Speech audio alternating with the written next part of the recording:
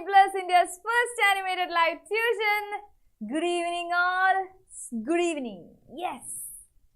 So yes, today here we are with the special session, your Afterclass with the most important questions and answers from the finished chapter, your 6th biology chapter, tissues. Yes. So to the YouTube family, hi, welcome. And yes, we are starting the session without wasting any of the time because this is going to be very useful for your exams. You can refer this session for your upcoming exams, and this is going to be having, yes, hello, hi. So this is going to be having very filtered questions and answers. So yes, that's it. That's much about the introduction. Yes, hello, hi, and welcome to everyone. Okay, yeah, welcome. So yes, the first question which was asked for the 2016 exam was, classify the meristematic tissue, also mention their functions. Yes, meristematic tissue, of course, this is a topic that we have already discussed, we have already studied. Yes, this is something we know very clearly, right? And also in 2014, a question like this was asked, name the tissue which is responsible for increase in stem length. Yes, they are talking about meristematic tissue, right? Yeah, so when we are studying the chapter tissues, we studied that the plant tissue is basically classified into meristematic tissue and permanent tissue, right? Meristematic tissue will be continuously dividing and it will be helping in the growth of the plant, right? So that's what we are discussing here. Let's see the answers now. So this is basically a plant stem, right? You know that the meristematic tissue is basically classified into 3 types. The one which is seen at the top portion or at the end portion of the stem or root is called apical meristematic tissue, right? Apical meristematic tissue. And the one which is seen at the either sides of the stems or at both sides laterally is called lateral meristem, right? It's called lateral meristem. Yes. And there is one more type of meristem, which is that the one which is seen at the nodal region, the one which is seen at the nodes of the stem, and that is called intercalary meristem, right? Intercalary meristem. Yes, these are the 3 types of meristems seen in plants, right? So our question, what was the question? Question was to classify the meristematic tissue and mention their function. It's simple, yeah. As we have already studied, the tissue, meristematic tissues are basically classified into apical meristems, intercalary meristems and lateral meristem. Yes, 3 types of meristems. Now, what are the functions and where are they seen? Yes, apical meristem. Every kana in the growing tips of stem and root. In the growing tips of stem and root. And what is the function? Nammude question adana, what is the function? It increases the length. Yes, vertical growth ആണ്. Vertical. Yes, it increases the length and it helps in the vertical growth of the stem or root. Yes, the second type of meristem is intercalary meristem and it is seen near the nodes, right? It is seen near the nodes, or it can also be seen at the base of leaves. Yes, leaves in the attത്ത്, leaves stem ആയിട്ട് start ചെയ്യുന്ന portionലും ഇതേ meristems നമുക്ക് കാണാൻ പറ്റും. So what is the function? ഇത് കാണുന്നത് nodal region-ലാണ്. So of course the function is increasing the length of internodes. Yes, stem-നിടയിലുള്ള ഈ portion, which is that portion here. Okay, here, this region. ആ region length കൂട്ടുന്നതാണ് നമ്മുടെ intercalary meristem-ന്റെ function. Okay. And then the final type is lateral meristem. Yeah, of course, it is seen at the either sides of the stem, and of course, the function is increasing the girth, right? Girth means what? The width of the plant. Plant in vannam veppikka ennalladana pani. Okay, so it is also helping in the horizontal growth. Yes, if the apical meristem is causing vertical growth, Lateral meristem is causing horizontal growth. Yes, that's pretty much about it. നമ്മൾ പറഞ്ഞ രണ്ട് ക്വസ്റ്റ്യൻസിനുള്ള ഉത്തരവും ഈ ഒരൊറ്റ സ്ലൈഡിലുണ്ട്. That's it. Done. If you could write all these points, you have got the entire marks. Yes. Now, the second question is, it has two subsessions. A, why do sclerenchyma cells have a narrow lumen? And B, where are these tissues present and why? Okay, so to answer this question, you should be knowing what sclerenchyma cells are, what's the function of sclerenchyma cells, what's the location of sclerenchyma cells. Yes, so which means we have already studied plant tissue. Plant tissues are of two types, meristematic tissues and permanent tissues, right? Okay, permanent can be simple permanent and complex permanent. The sclerenchyma cells or sclerenchyma tissues are coming under the category of simple permanent tissue, right? Okay, so let's see their peculiarities. So the reason for the narrow lumen, the narrow lumen means what? Here, ഇവിടെ കാണിച്ചിരിക്കുന്നത് ഒരു sclerenchymatous tissue ആണ്. So if you take a single cell, ഒരു single cell എടുത്തിട്ടുണ്ടെങ്കിൽ, you know, ഇതിന്റെ aroundലെല്ലാം ഇതിന്റെ, okay, if I'm using yellow, you won't understand. I'll use another color. So ഇതിന്റെ aroundലെല്ലാം lignin എന്ന് പറയുന്ന ഒരു compound കൊണ്ട് deposited ആണ്. Okay, that's why sclerenchymatous tissue is very hard. Yes, sclerenchymatous tissue ആണ് നമ്മുടെ coconut huskലൊക്കെ ഉള്ള material, right? So this sclerenchymatous tissue is very hard due to this deposition of lignin. Yes, what is that material called? Lignin. Yes, lignin is the material here.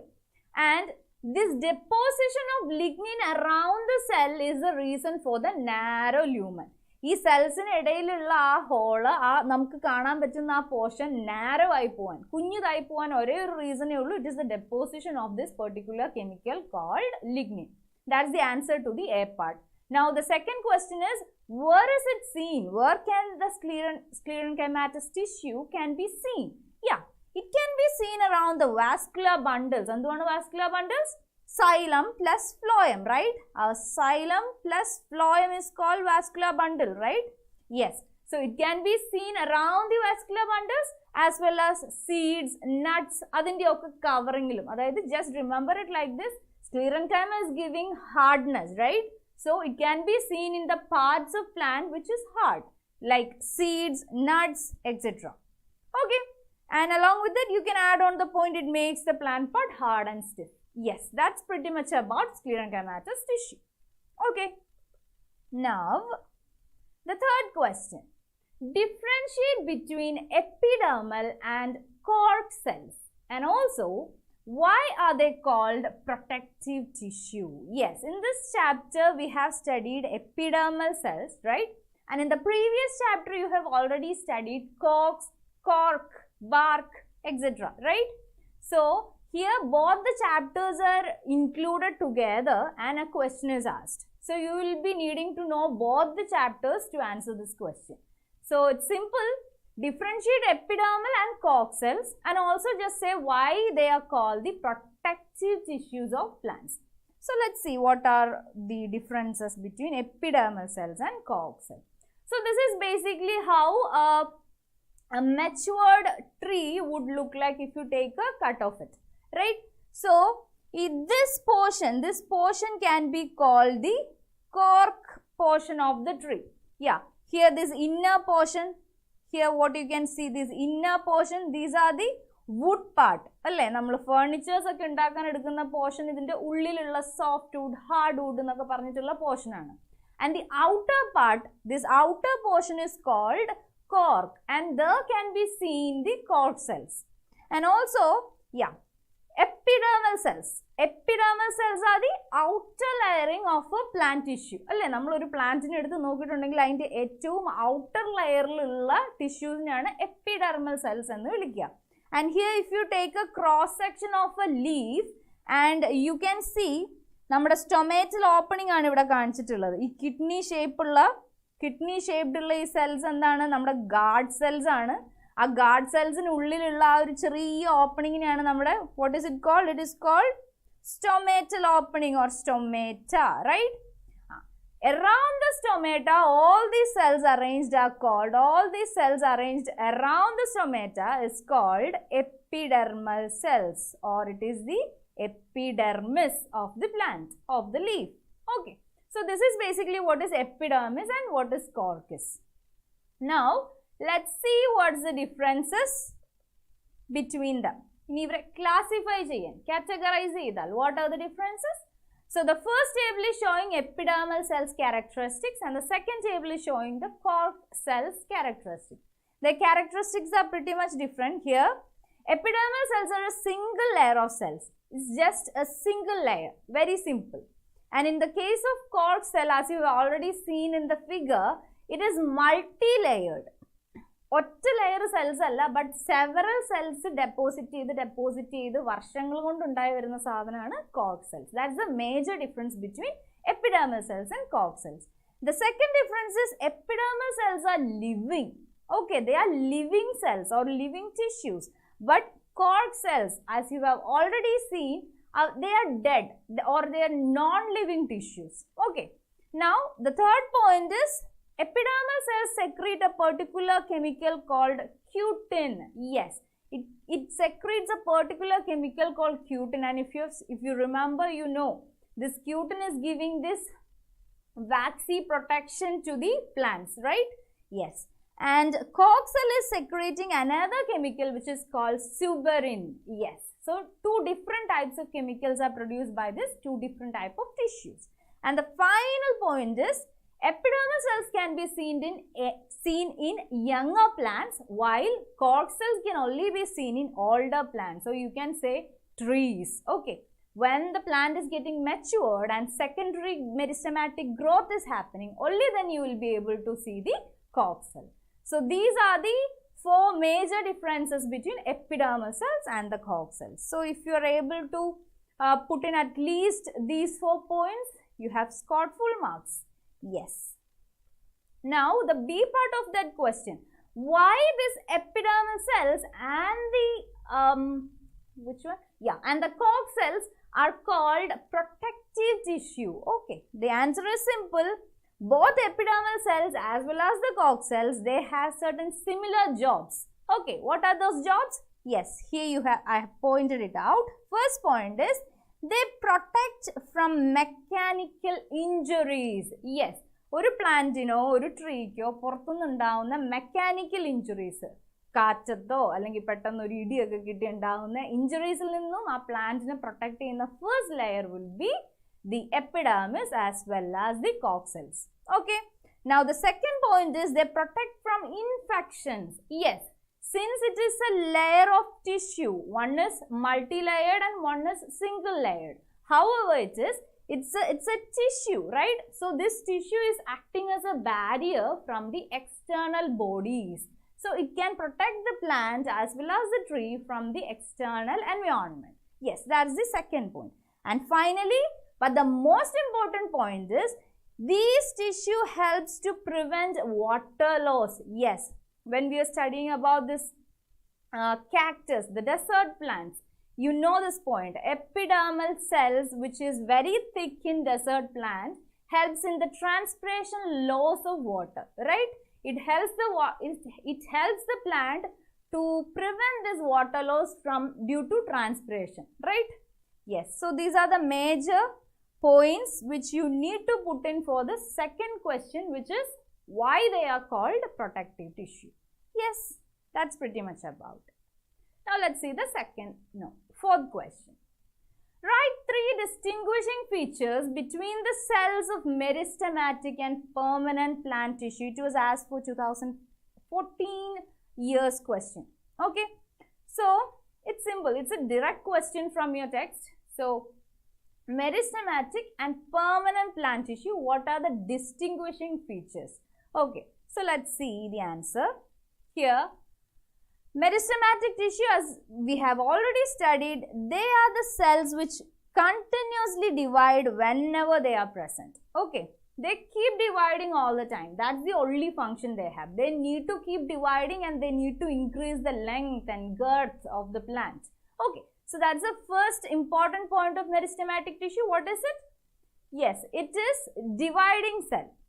But in the case of permanent tissue, they generally do not divide. It's not like they cannot divide or anything, but generally they do not undergo division. That's the point about permanent tissue. And which are these permanent tissue? Our sclerenchyma, parenchyma, collenchyma, xylem, phloem, all these are coming under the permanent tissue, right? Yes. So the second point is, in the case of meristematic tissue, the cells are living. Okay, the cells are living. But in the case of permanent tissue, as we have already studied, if you can recollect it, in the case of xylem, in the case of phloem, not all type of tissues are living, right? In the case of phloem fibers are dead cells, dead tissues. But the phloem parenchyma, sieve cells, sieve tubes, these all are living cells. So, it can be living or dead. Okay. But in the case of meristematic tissue, there are no dead cells, all are living. And the final point is function of each type of tissue. It's very simple. In the case of meristematic tissue, the only function is to cause growth. Yes.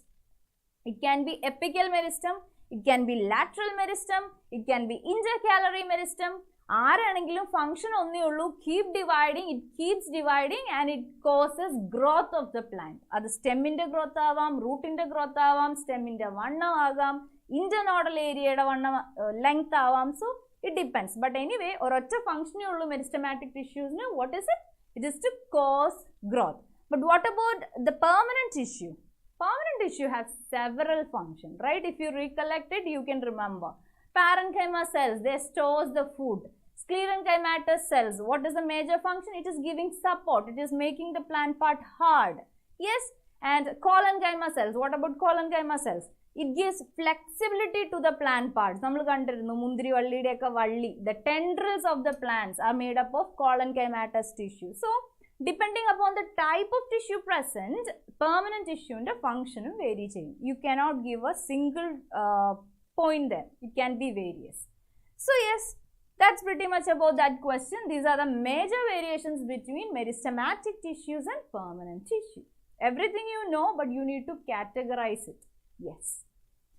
Now, yeah, this is a very important question and it has been asked for previous years. That is, give reason. So, two different things are given here, or two different environments are given here, and you need to give the reason for these cases. Okay. So, the first case is, epidermis is thicker in desert plants, though it is usually single layered. Yes, that's a very important question, and it's pretty much, it looks like a reasoning question. ചോദിച്ചാൽ question വന്നിരിക്കുന്നത് നിങ്ങളുടെ text എന്നാണ്, but it's an indirect question. ഇങ്ങനെ ഒരു direct സാധനം നമ്മൾ ആരും ടെക്സ്റ്റിൽ കണ്ടിട്ടില്ല, but you can use the points from your text. Yes. So epidermis is normally single layered. നമ്മുടെ ഇവിടെയൊക്കെയുള്ള പ്ലാന്റ്സിനെ എടുത്ത് നോക്കിയാൽ, as we have already discussed, epidermis is single layered. But in desert plants, as you have seen here, this is a cactus plant. ഈ cactus പ്ലാന്റിൻ്റെയൊക്കെ ഒരു നമ്മൾ cross section എടുത്ത് നോക്കിയിട്ടുണ്ടെങ്കിൽ, you can see that the epidermal layer is not single layered but multi layered. പക്ഷേ desert പ്ലാന്റ്സിൽ മാത്രമേ epidermis ഇങ്ങനെ മൾട്ടി ലെയർഡ് ആയിട്ട് കാണുന്നുള്ളൂ. Give reason. That's the question. Now, the second question. The question is almost similar. Presence of a waxy layer secreted by epidermis on the outer surface of plants. അതെന്തിനാണാവോ? ഈ epidermis produce ചെയ്യുന്ന ഒരു waxy layer is seen in the outer portion of plants, in the outer layer of plants. What is the reason? Simple questions. If you use your logics, you can answer it pretty easily. So, the first part, എന്തിനാണ് desert പ്ലാന്റ്സിൽ epidermis multi layered ആയിട്ടുള്ളത്, not in normal plants? So, the answer is pretty simple. If you think about it, you have already got the answer. So, in desert plants, water loss is high, right? Desert plants, water loss is very high due to the climatic conditions, right? Yes. And transpiration is the reason how water is getting lost in desert plants. This transpirational loss of water can be prevented by the multi-layered or thick epidermis. Yes. The only reason why the desert plants have a very thick epidermis when compared with the normal plants is that this high, thickly arranged epidermis in the desert plant can prevent what? The water loss. Yes. And the transpirational loss of water is prevented by this thick epidermis. That's the only point you need to point out there. Now the second part of the question. What is the use of this waxy secretions of the epidermis and why is it seen in plants? So what is that waxy coat? Yeah. Epidermis produces a waxy coat which is resistant to water. Yes, that's the point. Epidermis is normally seen in the outer layer of plants and this epidermis secretion which is waxy secretion. It is waxy. It's wax. Okay. So, since it is wax, it is resistant to water. Wax and water nammal mix avillallo. So, the presence of this waxy material in the outside of the plant can prevent what? It can also prevent water loss. Yes. And also, this coat is a protection from injuries, invasions and water loss. That's the point. This waxy coating has several functions. One can be protection from injuries, second can be protection from invasions of microorganisms, invasion of the various kind of disease causing microbes, okay, and finally from water loss too. Yes, so that's why this waxy coat is present. Okay, now the seventh question here. Okay, let's see what is this. It's almost done with the plant part. This is a question from an animal part. Okay. So, write two distinguishing features between the muscles in the alimentary canal and the limbs of a man. Yes. That's kind of a tricky question. That's വേണമെങ്കിൽ direct ആയിട്ട് ചോദിക്കായിരുന്നു അത് ചോദിക്കാതെ കുറച്ച് tricky ആയിട്ടാ ചോദിക്കുന്നത്. So you should be knowing the type of tissue or muscle present in the alimentary canal. And you also need to know the type of muscles present in the limbs of a man. Yes. That's a tricky question. It's like a tricky thing. So 2016 question. I'm just referring it. So to answer this question, you need to know which is the type of muscles present in alimentary canal and also limbs of man. And the second part of the question is draw label diagram of two kinds of muscles. Yes, if you know the answer, the question is simple. So what is it? Let's see. So which is the type of muscle present in alimentary canal? Alimentary canal, yes, it's the internal part of your body, right? From mouth to anus, right? Mouth to anus is your alimentary canal. The internal parts muscle that is your smooth muscle. Yes. So your alimentary canal will be having a smooth muscles and you need to put down the points of smooth muscles. And the second one is limbs of a man. Nammada kailum, kallum okke kaanunna muscle edaayirikkum? Yes, they are the skeletal muscles, the muscles which are attached to your skeletal system. Yes, that is skeletal muscles. So these are the two different muscles. First you need to point out smooth muscle is seen in the alimentary canal and skeletal muscles are seen in the limb region. Then you need to point out all the characteristics as we have already studied. Yes, characteristic is very simple, right? Yeah, if you look into the figure, you will get it. So this is a skeletal muscle, right? This is a skeletal muscle and here you have a smooth muscle. Yes, this is a smooth muscle and that's a skeletal muscle. So as you already know, this is cylindrical in shape. The skeletal muscles are cylindrical in shape while the smooth muscles are spindle shaped. Then skeletal muscles are multinucleated. Yes, but in the case of smooth muscle, it is uninucleated. Yes. Here there are striations present, striations are present in skeletal, but smooth muscles doesn't have any striations, that's why it is smooth. Yes, here skeletal muscle is voluntary in action. Yeah, namukku eppokke kaiyum kaalum anakkanam ennu thonunu namukku anakkan pattum because These muscles are under our conscious control. They are voluntary muscles. നമ്മുടെ വില്ലിനനുസരിച്ച് നമുക്ക് അനക്കാൻ പറ്റും. But what about the smooth muscles? Smooth muscles cannot be moved with our will. Okay, നമുക്ക് ആവശ്യമുള്ളപ്പോൾ ചെയ്യാൻ പറ്റുന്നതല്ല. Because the things like നമ്മുടെ digestion, peristaltic movement or നിങ്ങളുടെ food digestion, ഇതൊന്നും നമ്മൾ കൺട്രോൾ ചെയ്യുന്നതല്ല. Which is out of our control. That is involuntary muscles. Yes, so if you can connect a single point, everything comes one to one. Yeah, so let's see the points. So skeletal muscles which are seen in the limbs, they are striated, multinucleated, cylindrical, unbranched.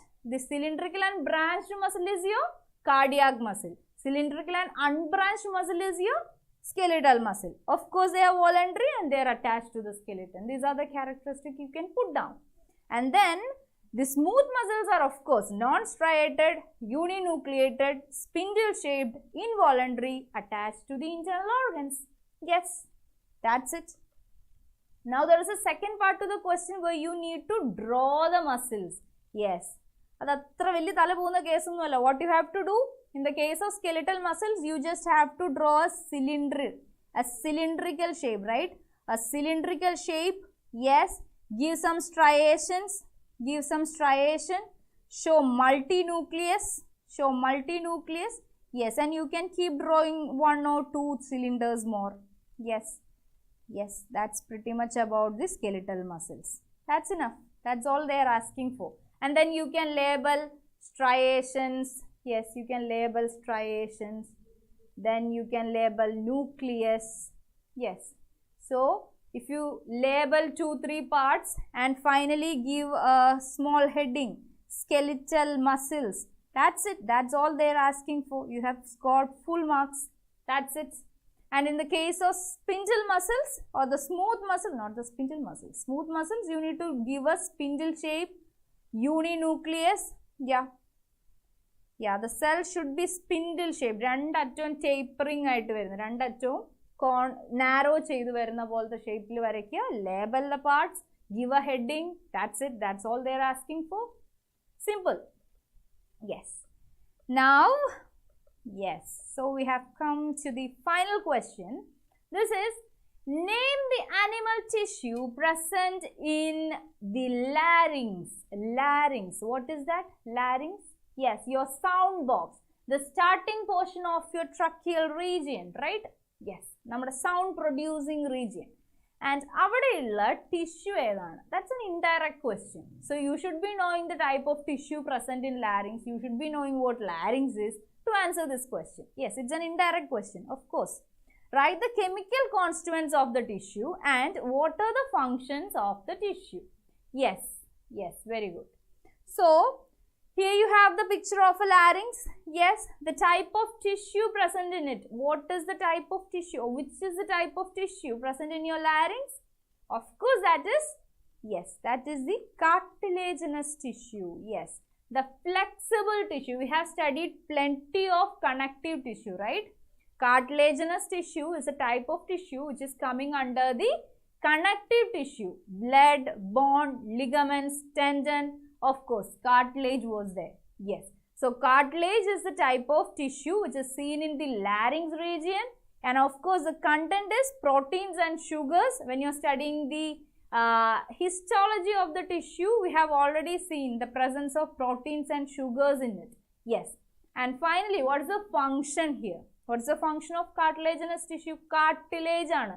Bone പോലെ അതിങ്ങനെ strong and very strong type of tissue alla, it is flexible, right? Our nose is having cartilage, our ear is having cartilage. Yes, നമ്മുടെ tracheal region ഉണ്ട് C-shaped cartilages. So these tissues are more flexible than bones. So that is the function of cartilaginous tissue. They smoothens the joints. നമ്മുടെ joint regions, elbow, knee, നമ്മുടെ bones join ചെയ്യുന്ന പാർട്ടിലും ഇവരുടെ presence ഉണ്ട്, which helps to smoothen the joints. And also they help in the flexibility of the body parts. It gives more flexibility. Flexibility ആണ് cartilage എന്ന് പറയുമ്പോഴേ നമുക്ക് മൈൻഡിൽ വരുന്ന point. Yes, that's pretty much about it. So these are the selected questions from your chapter 6 tissues, and these all were asked for your previous year, and of course you can predict such similar questions. Question kandappo manasilayakana, it is most of the questions are not directly asked. Indirect questions are, twisted questions are. You have already studied the concept, but you need to use your reasoning. Yes. So yes, that's about the session. I'm not trying to bore you anymore. So that's it. Let's wind up. Thank you so much for joining. Thank you for your time. I hope you will be using this session. So yes, that's it. Good night. Take care. Love you all. Bye-bye.